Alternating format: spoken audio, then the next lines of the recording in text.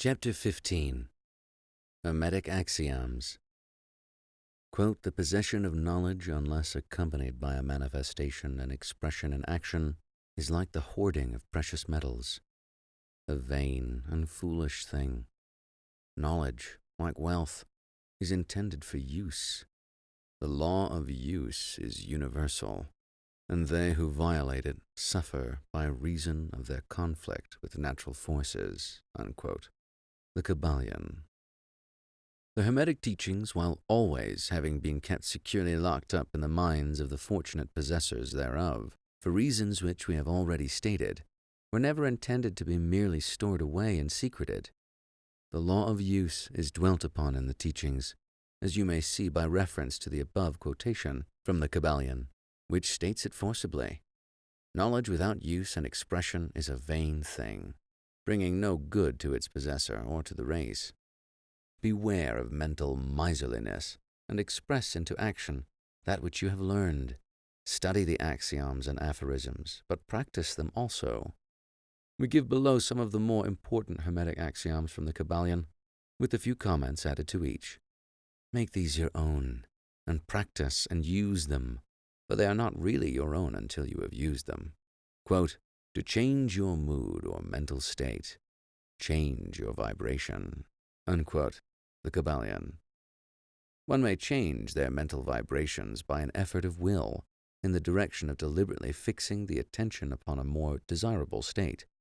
Will directs the attention, and attention changes the vibration. Cultivate the art of attention by means of the will, and you have solved the secret of the mastery of moods and mental states. Quote, "To destroy an undesirable rate of mental vibration, put into operation the principle of polarity, and concentrate upon the opposite pole to that which you desire to suppress. Kill out the undesirable by changing its polarity." Unquote. The Kybalion. This is one of the most important of the Hermetic formulas. It is based upon true scientific principles. We have shown you that a mental state and its opposite were merely the two poles of one thing, and that by mental transmutation, the polarity might be reversed. This principle is known to modern psychologists, who apply it to the breaking up of undesirable habits by bidding their students concentrate upon the opposite quality.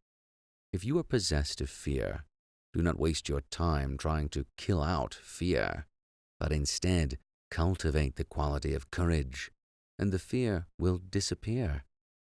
Some writers have expressed this idea most forcibly by using the illustration of the dark room. You do not have to shovel out or sweep out the darkness, but by merely opening the shutters and letting in the light, the darkness has disappeared. To kill out a negative quality, concentrate upon the positive pole of that same quality, and the vibrations will gradually change from negative to positive, until finally you will become polarized on the positive pole instead of the negative. The reverse is also true, as many have found out to their sorrow, when they have allowed themselves to vibrate too constantly on the negative pole of things. By changing your polarity, you may master your moods, change your mental states, remake your disposition, and build up character. Much of the mental mastery of the advanced Hermetics is due to this application of polarity, which is one of the important aspects of mental transmutation. Remember the Hermetic axiom quoted previously, which says, quote, "Mind, as well as metals and elements, may be transmuted from state to state, degree to degree, condition to condition, pole to pole, vibration to vibration." Unquote. The Kybalion. The mastery of polarization is the mastery of the fundamental principles of mental transmutation or mental alchemy, for unless one acquires the art of changing their own polarity, they will be unable to affect their environment. An understanding of this principle will enable one to change their own polarity as well as that of others, if they will but devote the time, care, study, and practice necessary to master the art. The principle is true, but the results obtained depend upon the persistent patience and practice of the student. Quote, Rhythm may be neutralized by an application of the art of polarization, unquote. The Kybalion. As we have explained in previous chapters, the Hermeticists hold that the principle of rhythm manifests on the mental plane as well as on the physical plane, and that the bewildering succession of moods, feelings, emotions, and other mental states are due to the backward and forward swing of the mental pendulum, which carries us from one extreme of feeling to the other. The Hermeticists also teach that the law of neutralization enables one, to a great extent, to overcome the operation of rhythm in consciousness. As we have explained, there is a higher plane of consciousness as well as the ordinary lower plane, and the master, by rising mentally to the higher plane, causes the swing of the mental pendulum to manifest on the lower plane, and they, dwelling on their higher plane, escapes the consciousness of the swing backward. This is effected by polarizing on the higher self, and thus raising the mental vibrations of the ego above those of the ordinary plane of consciousness. It is akin to rising above a thing and allowing it to pass beneath you. The advanced Hermeticist polarizes themselves at the positive pole of their being, the I am pole, rather than the pole of personality, and by refusing and denying the operation of rhythm, raises themselves above its plane of consciousness, and standing firm in their statement of being, allows the pendulum to swing back on the lower plane without changing their polarity. This is accomplished by all individuals who have attained any degree of self-mastery, whether they understand the law or not. Such persons simply refuse to allow themselves to be swung back by the pendulum of mood and emotion, and by steadfastly affirming the superiority, they remain polarized on the positive pole. The master, of course, attains a far greater degree of proficiency, because they understand the law which they are overcoming by a higher law, and by the use of their will attains a degree of poise and mental steadfastness almost impossible of belief on the part of those who allow themselves to be swung backward and forward by the mental pendulum of moods and feelings. Remember always, however, that you do not really destroy the principle of rhythm, for that is indestructible. You simply overcome one law by counterbalancing it with another, and thus maintain an equilibrium.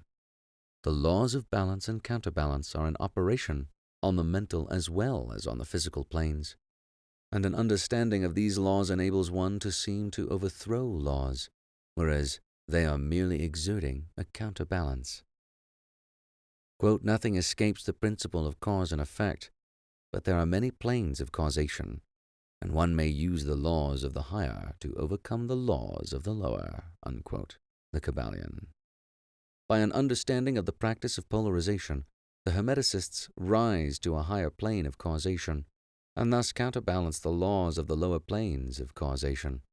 By rising above the plane of ordinary causes, they become themselves, in a degree, causes instead of being merely caused. By being able to master their own moods and feelings, and by being able to neutralize rhythm, as we have already explained, they are able to escape a great part of the operations of cause and effect on the ordinary plane. The masses of people are carried along obedient to their environment, the wills and desires of others stronger than themselves, the effects of inherited tendencies, the suggestions of those about them, and other outward causes, which tend to move them about on the chessboard of life like mere pawns. By rising above these influencing causes, the advanced Hermeticists seek a higher plane of mental action, and by dominating their moods, emotions, impulses, and feelings, they create for themselves new characters, qualities, and powers by which they overcome their ordinary environment, and thus become practically players instead of mere pawns. Such people help to play the game of life understandingly, instead of being moved about this way and that way by stronger influences and powers and wills. They use the principle of cause and effect instead of being used by it. Of course, even the highest are subject to the principle as it manifests on the higher planes, but on the lower planes of activity, they are masters instead of slaves. As the Kybalion says, quote, the wise ones serve on the higher, but rule on the lower. They obey the laws coming from above them, but on their own plane and those below them, They rule and give orders, and yet in so doing, they form a part of the principle instead of opposing it. The wise person falls in with the law, and by understanding its movements, operates it instead of being its blind slave, just as does the skilled swimmer turn this way and that way, going and coming as they will, instead of being as the log which is carried here and there. So is the wise person as compared to the ordinary person. And yet both swimmer and log, wise person and fool, are subject to law. They who understand this is well on the road to mastery. Unquote. The Kybalion. In conclusion, let us again call your attention to the Hermetic axiom, quote, "True Hermetic transmutation is a mental art." Unquote. The Kybalion.